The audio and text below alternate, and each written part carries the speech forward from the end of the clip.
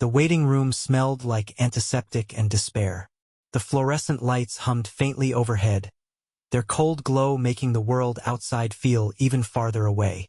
I sat hunched in the plastic chair, my phone clutched tightly in my hand, the weight of everything pressing down on my chest like a stone. Noah was behind the double doors of the ICU, his small body fighting battles he couldn't understand. The car accident had left him in critical condition, and the doctors had been honest.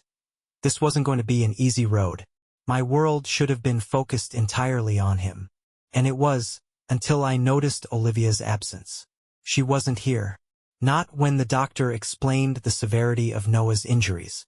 Not when I signed consent forms for emergency surgery. Not when I needed her most. I stared at my phone, debating whether to call her again. She hadn't answered my first 2 attempts, and part of me already knew why. The truth had been gnawing at the edges of my mind for weeks. The late nights, the vague excuses, the work trips that seemed to come out of nowhere. I had tried to convince myself it was nothing, that Olivia was just stressed or overwhelmed.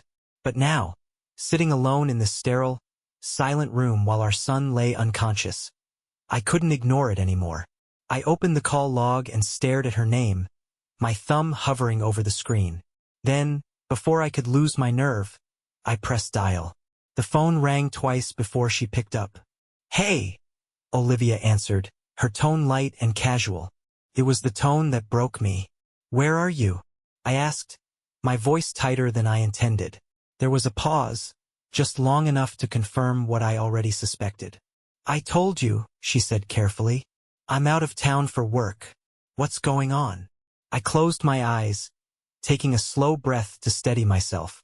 "I called the hotel," I said quietly. "I know you're with him." Silence. The weight of her betrayal hit me all over again, and for a moment, I couldn't speak. When I finally did, my voice was low, sharp. "Noah is in the ICU, Olivia. He's barely hanging on, and you're not here.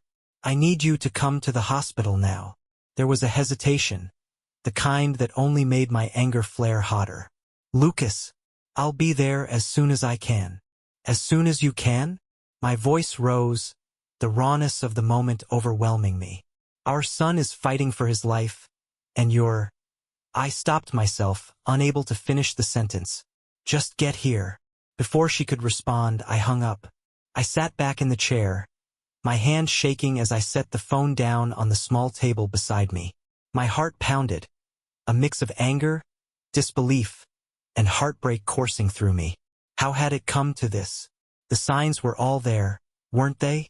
The late-night texts, the business trips that didn't add up, the way she'd started pulling away from me, from Noah, from everything that made us a family. I had ignored them, dismissed them as paranoia or stress, because the alternative was unthinkable. But now the unthinkable was staring me in the face.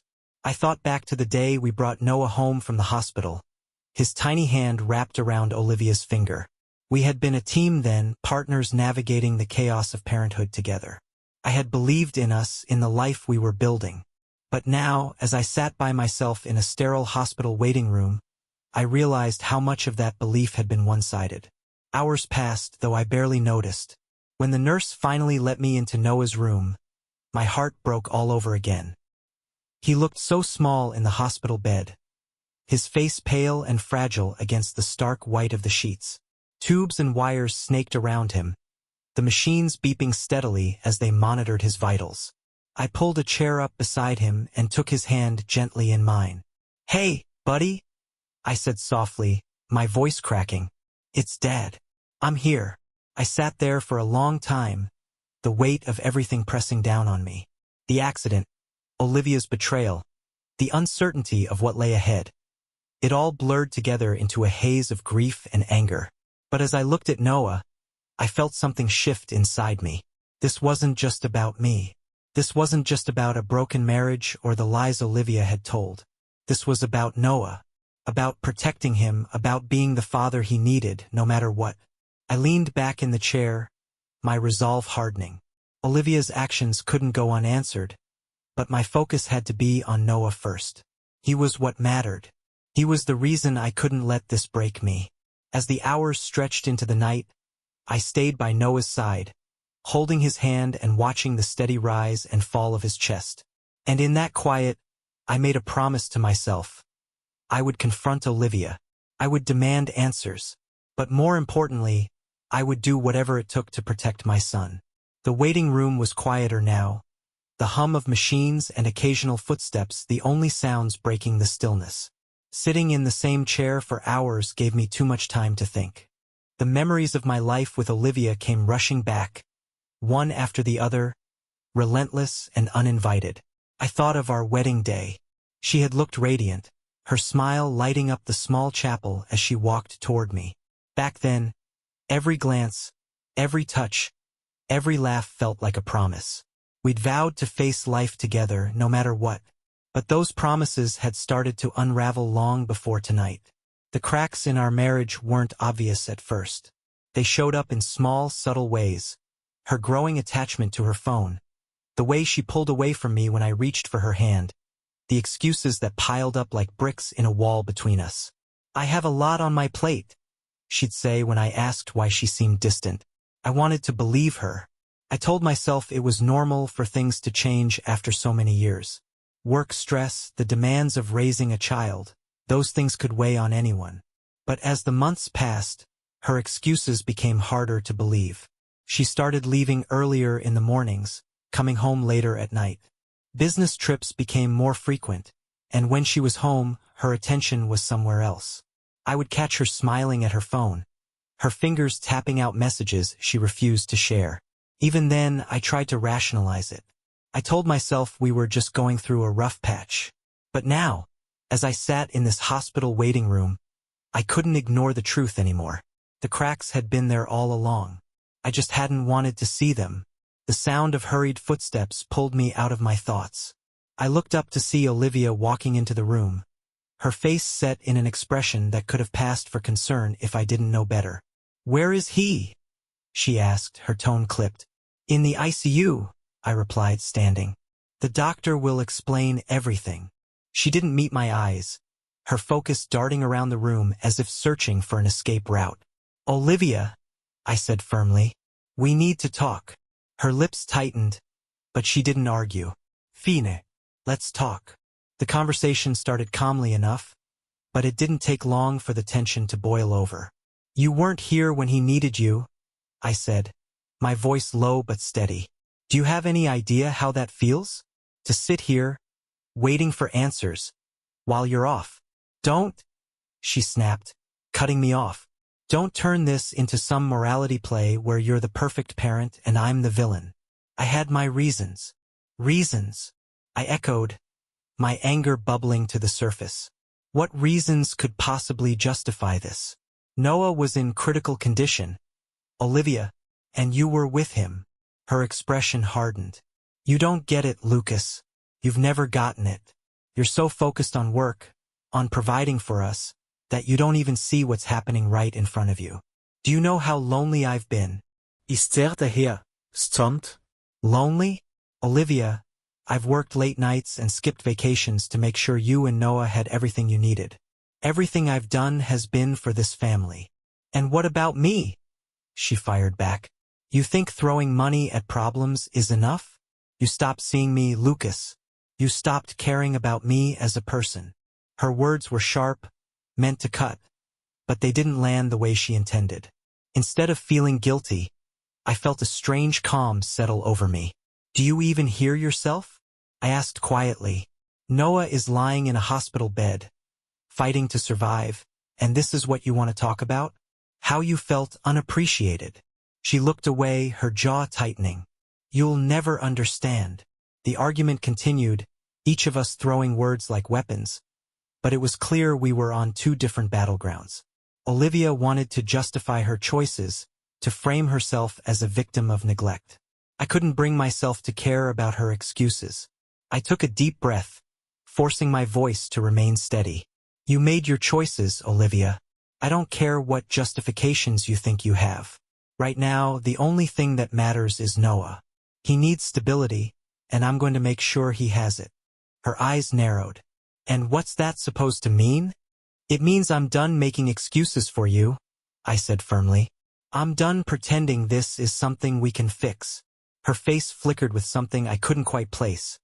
Shock, anger, maybe even regret, but she recovered quickly. Without another word, she turned on her heel and walked out of the room, her footsteps echoing in the quiet hallway. I sank back into the chair, the tension in my chest slowly giving way to exhaustion. I knew this wasn't the end of the conversation. Olivia wouldn't go quietly, not when there was still so much at stake. But as I sat there, my focus returned to Noah. His tiny frame, so fragile yet so strong, filled my mind. I couldn't change the choices Olivia had made, but I could control how I responded. She had betrayed me, yes, but more importantly, she had betrayed Noah. And I wouldn't let her do it again. Whatever came next, I would face it head-on. Not as a husband trying to salvage a broken marriage, but as a father determined to protect his son. Sitting in the dimly lit living room, the weight of the last few weeks pressed heavily on my chest. Noah's slow but steady recovery was the only thing keeping me grounded. But the storm surrounding Olivia's betrayal hadn't calmed. It was growing. Every interaction with her felt like walking a tightrope, her deflections and dismissive comments only adding fuel to the fire burning inside me. I had no choice but to act. Jacob came over one evening, his familiar presence both a comfort and a reminder of the support I hadn't allowed myself to lean on enough. He dropped a six-pack on the counter and sank into the chair across from me, his expression a mix of concern and quiet resolve. "You need to call someone, Lucas," he said, breaking the silence. "A lawyer. You can't just sit here and wait for Olivia to clean up her act, because she won't." I sighed, running a hand through my hair. "I know. I've been thinking about it. But what?" Jacob interrupted. "You've got Noah to think about. This isn't just about you or Olivia anymore. You need to protect him." His words hit me hard, not because they were harsh, but because they were true. The next day I made the call. Thomas Bennett's name had come up more than once in conversations about family law. He was known for his no-nonsense approach and his ability to navigate even the messiest of cases. I wasn't sure what to expect when I walked into his office, but the man who greeted me was calm, confident, and immediately reassuring. "Lucas," he said, extending a hand, "I've read the brief overview you sent. Why don't you start by telling me everything?" And so I did. I told him about Olivia's betrayal, her neglect of Noah, and the way she dismissed every opportunity to make things right. I explained the financial red flags I'd noticed, credit card charges that didn't add up, withdrawals she couldn't explain. By the time I finished, the weight of it all felt heavier, but Thomas didn't seem fazed. "You've been through a lot," he said, leaning back in his chair. "But you've already taken an important first step by coming here. The most important thing we need to focus on is Noah's well-being.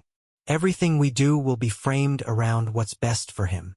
He pulled out a notepad, his pen moving swiftly as he spoke. "Here's what I need from you. Document everything. Text messages, emails, financial records. Anything that shows a pattern of neglect or misconduct. The more evidence we have, the stronger your case will be." I nodded, his calm demeanor giving me a sense of direction I hadn't felt in weeks. That night, I began the painstaking process of gathering evidence. I combed through bank statements, highlighting suspicious transactions that matched the dates Olivia had claimed to be on work trips. I saved screenshots of text messages where she dismissed Noah's needs or made excuses for her absences. Every piece of evidence was a reminder of how far things had fallen, but it also fueled my determination. Olivia, of course, continued to brush off any responsibility. "This is ridiculous," she said during one of her rare visits to the hospital. "You're acting like I'm some kind of villain. I'm doing the best I can, Lucas." I didn't respond. Arguing with her was pointless, and Thomas had warned me to keep my emotions in check. Any outburst could be twisted against me later. Instead, I focused on Noah. He was showing small signs of improvement, tiny victories that felt monumental in the midst of everything else. The first time he opened his eyes, groggy but responsive, I felt a wave of relief so overwhelming I had to step out into the hallway to compose myself. "Hey, buddy," I said softly during one of our many quiet moments together. You're doing great. Just keep fighting, okay? I'll be here, no matter what. Those moments reminded me of what was truly at stake. Olivia's choices had put our family in jeopardy, but I wouldn't let them dictate Noah's future. Thomas and I met regularly to review the evidence and discuss the next steps. Each meeting left me feeling more prepared, though the road ahead was still daunting. You've got a strong case, Lucas, he said one afternoon, tapping a folder filled with neatly organized documents. Olivia's pattern of neglect is clear, and the financial misconduct only strengthens your position. Custody battles aren't easy, but you're on solid ground. His words were a glimmer of hope, a reminder that I wasn't fighting this battle alone. As the days turned into weeks, my focus remained on building a stable future for Noah. I rearranged my work schedule, ensuring I could be there for every milestone in his recovery. I leaned on Jacob and Sophia, whose unwavering support reminded me that I wasn't as isolated as I sometimes felt. The legal process was slow and grueling, but with Thomas's guidance, I felt a sense of control I hadn't experienced in months. I knew the fight wasn't over. Olivia wasn't going to give up easily, and the custody battle would test me in ways I couldn't yet predict. But as I stood in Noah's hospital room, watching him smile faintly for the first time since the accident, I knew I would face whatever came next. For him, I would do anything. It started with a spreadsheet. I was sitting at the dining table late one night, papers spread out in front of me. Thomas had encouraged me to dig deeper into our financial records, emphasizing that every inconsistency could bolster the case against Olivia. At first, I thought I was just going through the motions. But then I noticed something odd. A series of withdrawals from our joint account that didn't align with anything I recognized. The amounts weren't small either. Several $1,000s had disappeared over the past year, scattered across transactions that Olivia hadn't mentioned. I stared at the numbers, my stomach sinking. What the hell is this? I muttered to myself, scrolling through the bank's online portal. The more I dug, the worse it got. The withdrawals were frequent, timed suspiciously close to her supposed work trips. I checked the destinations and cross-referenced them with other charges, hotels, dinners, flights. It painted a damning picture, but the worst discovery came when I stumbled upon the offshore account. Her name was on it, hers alone. I sat back, the weight of the realization hitting me like a punch to the gut. This wasn't just an affair. This was calculated theft. I didn't sleep that night. Instead, I pored over every document, every transaction, every detail I could find. By the time the sun rose, I had a timeline laid out. A trail of deceit that spanned months, maybe longer. As I sipped my third cup of coffee, my phone buzzed. A voicemail notification popped up on the screen.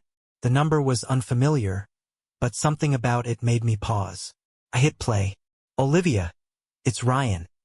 The message began, his voice low and hurried. I checked the account. Everything looks fine. We'll keep this as our backup plan just in case. Call me when you get this. My grip on the phone tightened.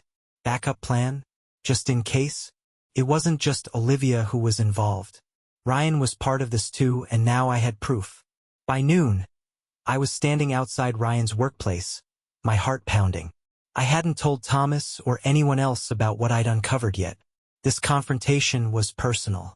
When Ryan finally emerged, dressed in business casual and looking far too smug for someone complicit in ruining my life, I stepped directly into his path. Lucas, he said, his smile faltering as he registered the look on my face. We need to talk, I said firmly. He hesitated, glancing around like he might bolt. I'm kind of busy right now. Make time, I snapped, my voice low but sharp. He reluctantly followed me to a quiet corner near the parking lot, his unease growing more evident with each step. What do you want? He asked, crossing his arms in an attempt to appear confident. I know about the offshore account, I said, cutting straight to the point. And I heard your voicemail. So don't waste my time pretending you don't know what I'm talking about. Ryan's face went pale, his attempt at composure crumbling. Look, man, I don't know what you think. Stop, I interrupted. You can either start talking or I'll let law enforcement do the questioning. Your choice. He swallowed hard, glancing around nervously before finally speaking. Okay. Olivia. She said it was for personal investments. That's all I know. I didn't ask for details. Personal investments? I echoed, my anger flaring. She drained our account for personal investments and conveniently didn't think to tell me? Ryan raised his hands defensively. I'm just telling you what she told me. I didn't even want to be involved in this. But she what?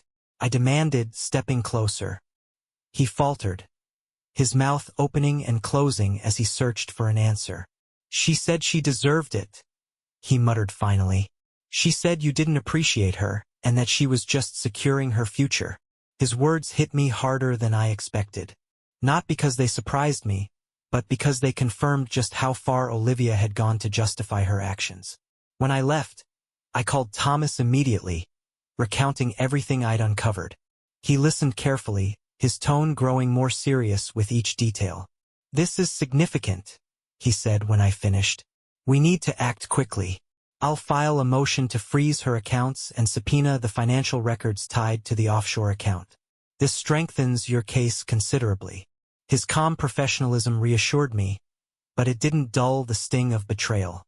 Over the next few days, Thomas worked tirelessly to secure the legal measures needed to protect what was left of our family's finances. Meanwhile, I focused on Noah, who continued to show signs of recovery. His progress was slow but steady, and every small victory reminded me why I was fighting so hard. Olivia, of course, continued to downplay everything. When I confronted her about the offshore account, she dismissed it with the same casual indifference that had become her trademark. You're blowing this out of proportion, she said during one particularly tense phone call. It's not like I did anything illegal. Not yet, I shot back. But draining our account and hiding money isn't exactly ethical, is it? Her silence spoke volumes, but I refused to let her drag me into another argument. The discoveries about Olivia's financial misconduct only deepened my resolve. This wasn't just about protecting myself anymore. It was about ensuring Noah had a stable, secure future. Olivia's actions had put everything at risk, and I couldn't let that go unanswered.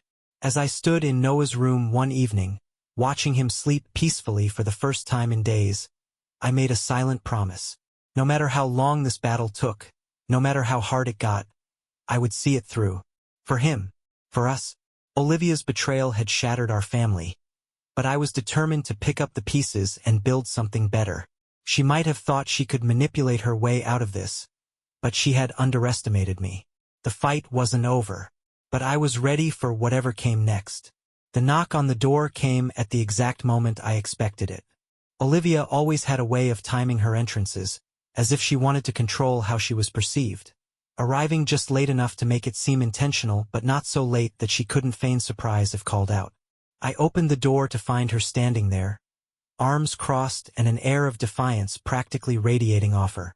She stepped inside without waiting for an invitation, her heels clicking against the hardwood floor. We need to talk, she said, her tone clipped.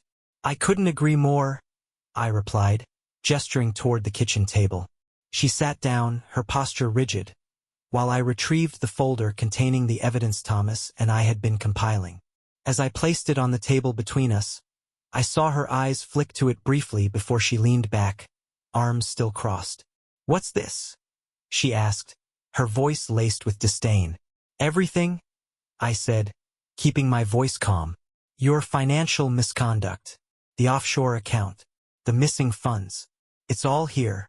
Olivia let out a sharp laugh, shaking her head. Oh, Lucas, is this what you've been doing with your time? Playing detective. This isn't a game, I said evenly. You've been lying to me, to our family, and it ends now. She rolled her eyes. Lying? Don't be so dramatic. I've done nothing illegal. I opened the folder and slid a few pages toward her. Bank statements, transaction logs, screenshots of her messages with Ryan. They painted a clear picture of her deceit. Her expression shifted slightly as she scanned the documents, but she quickly masked it with a scoff. So what? You're upset about a few $1,000s? Is that what this is about? A few $1,000s? I repeated, my voice tightening. You've siphoned tens of thousands from our accounts, Olivia. Money meant for Noah's future, for our family. And you funneled it into an offshore account you never intended to tell me about. She waved a hand dismissively. Oh, please. You're acting like I drained your life savings. It's not that serious, Lucas. Her nonchalance sent a fresh wave of anger coursing through me, but I kept my composure. This isn't just about the money, I said, leaning forward. It's about trust. About the fact that you've put our son's stability at risk because of your selfishness. Her face darkened, and she pointed a finger at me. Don't you dare lecture me about selfishness, she snapped. You've always been controlling, Lucas. Always wanting to call the shots, always making everything about you. Maybe I needed to take control for once. Her words stung, but I refused to let her bait me. Taking control? Is that what you call it? I asked, my voice calm but firm. Sneaking around, hiding money, and neglecting your responsibilities as a parent? Olivia's jaw tightened, but she didn't respond. Instead, she pushed the papers away and stood abruptly. You know what? I don't have to sit here and listen to this. You're blowing everything out of proportion because you can't handle the fact that you're not in control anymore. I stood as well, meeting her gaze. This isn't about control, Olivia. It's about accountability. And if you won't take responsibility for your actions, then I'll make sure the court does it for you.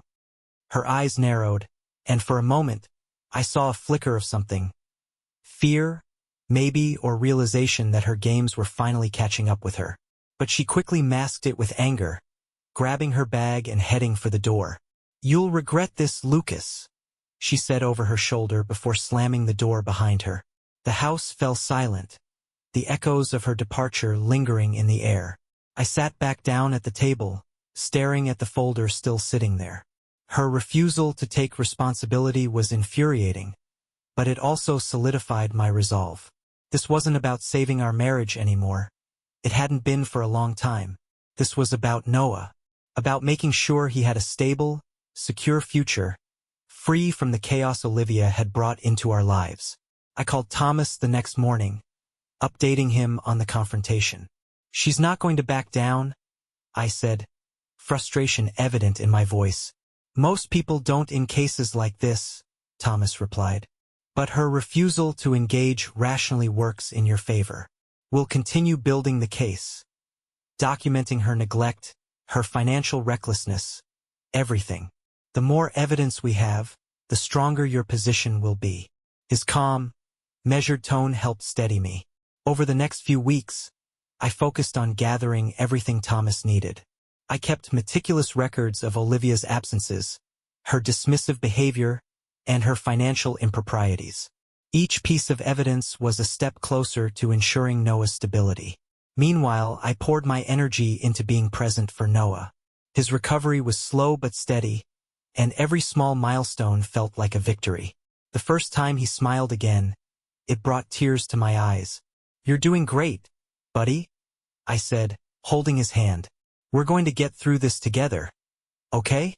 His response was a small, sleepy nod, but it was enough to remind me why I was fighting so hard. The road ahead was still long, and I knew Olivia wouldn't go quietly. But as I stood in Noah's room, watching him sleep peacefully, I felt a renewed sense of purpose.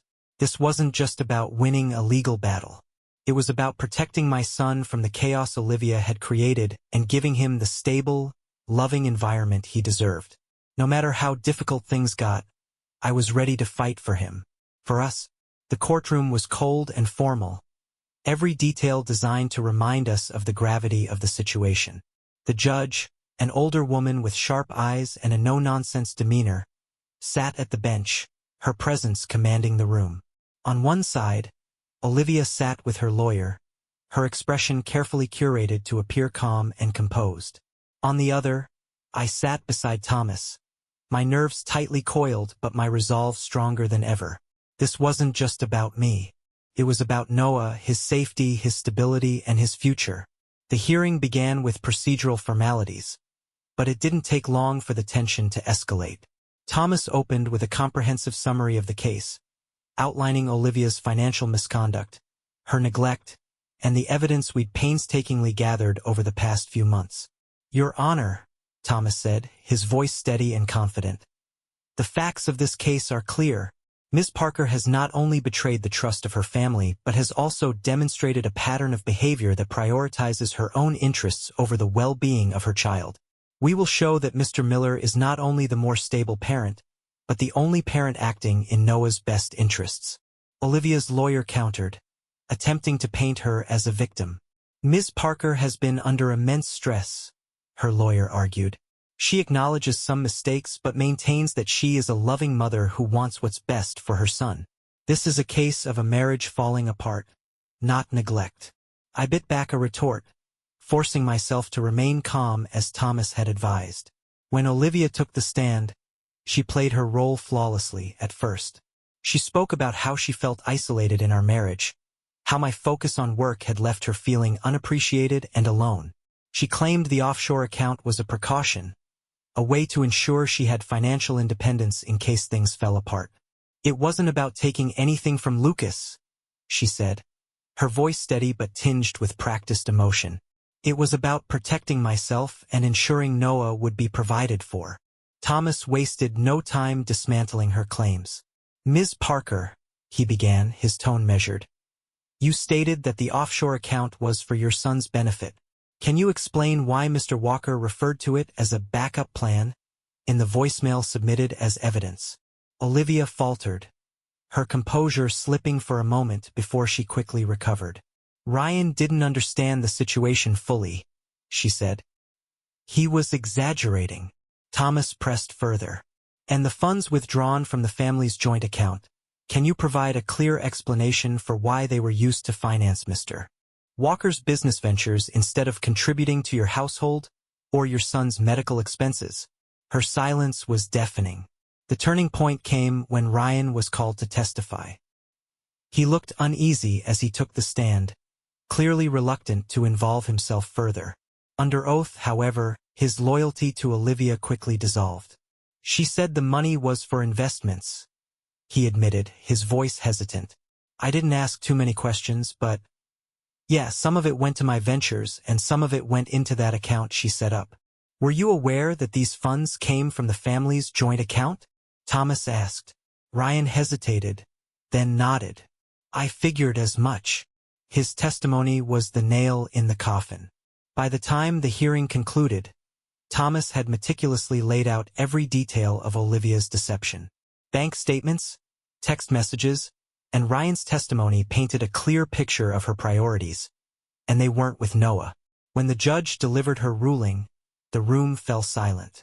Based on the evidence presented, it is clear that Ms. Parker has demonstrated a pattern of financial irresponsibility and neglect, the judge said, her tone firm. Custody of Noah Miller is awarded to Mr. Lucas Miller.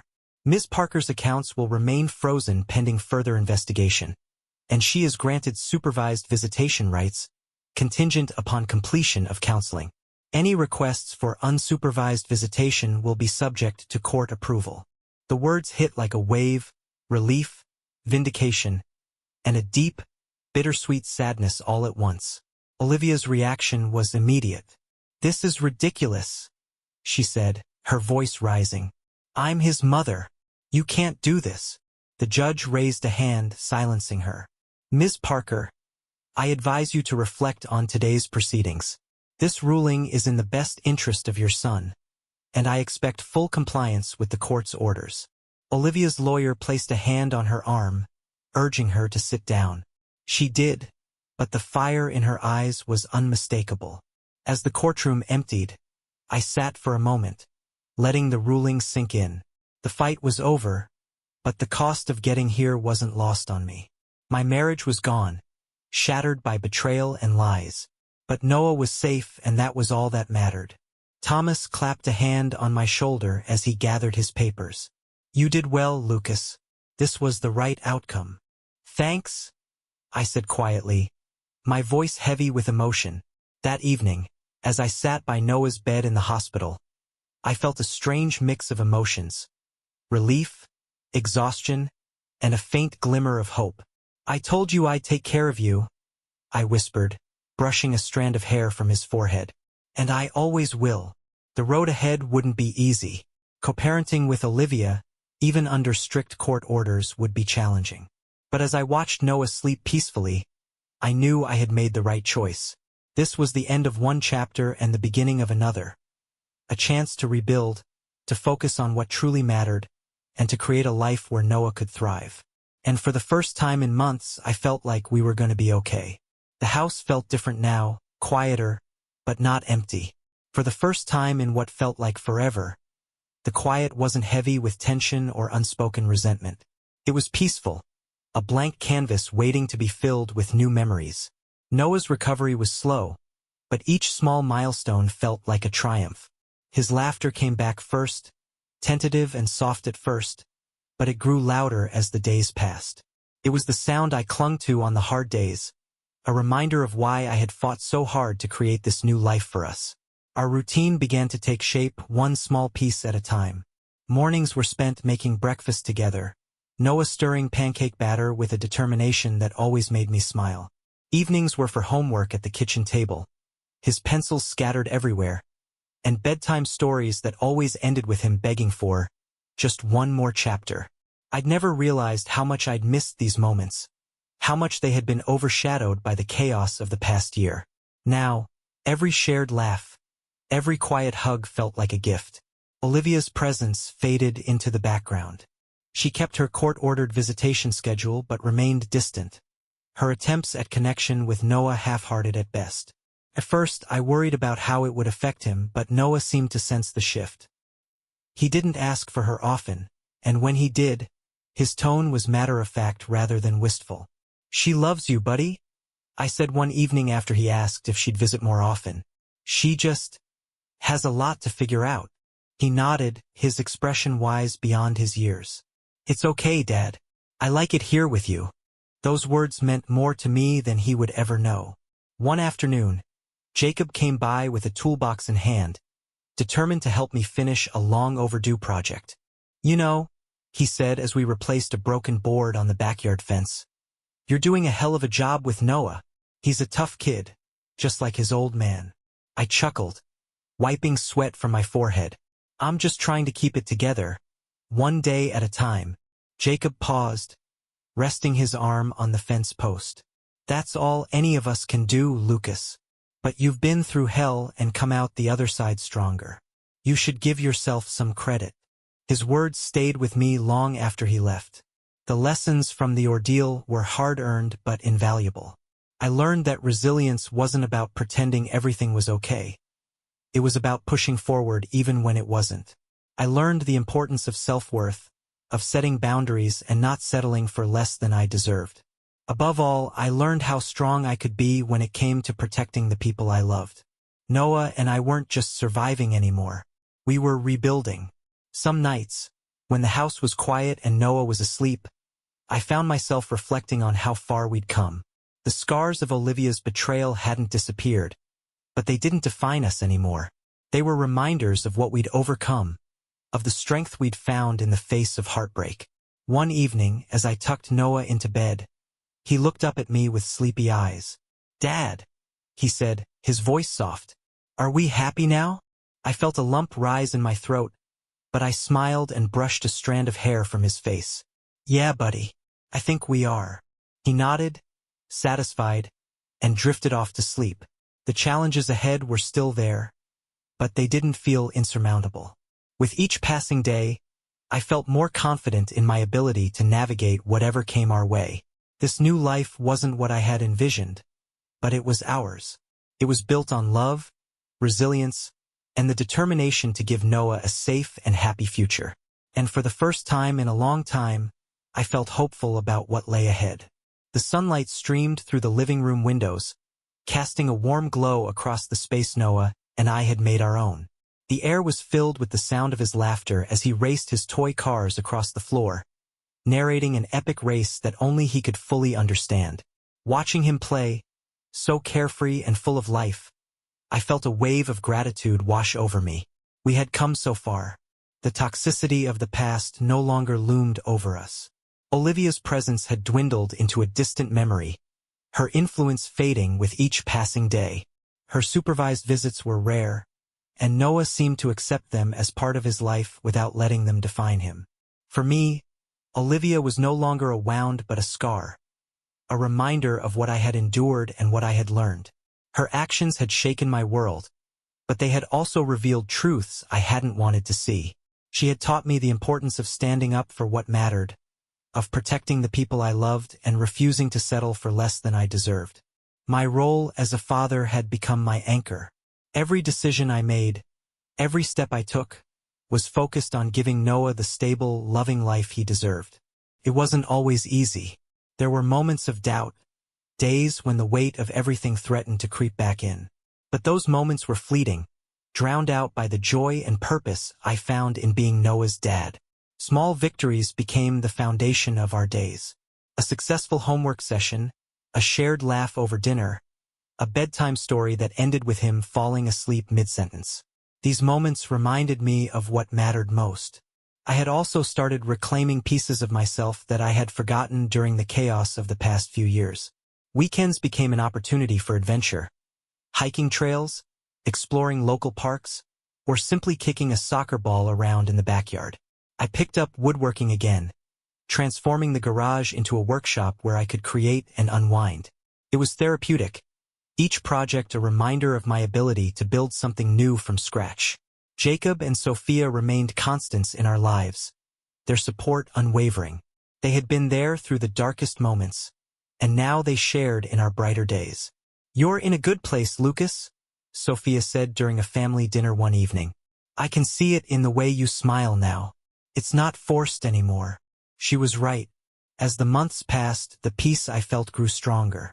It wasn't just about leaving the past behind, it was about embracing the future. One evening, as Noah and I sat on the porch watching the sun dip below the horizon, he turned to me with a thoughtful expression. "Dad," he said, "do you think Mom is happy?" The question caught me off guard, but I took a moment to think before answering. "I don't know, buddy," I said honestly, "but I hope she finds her happiness, just like we've found ours." He nodded, seemingly satisfied with my response, and leaned against my side. That night, as I tucked him into bed, I thought about how far we had come. The journey had been painful and messy, but it had also been transformative.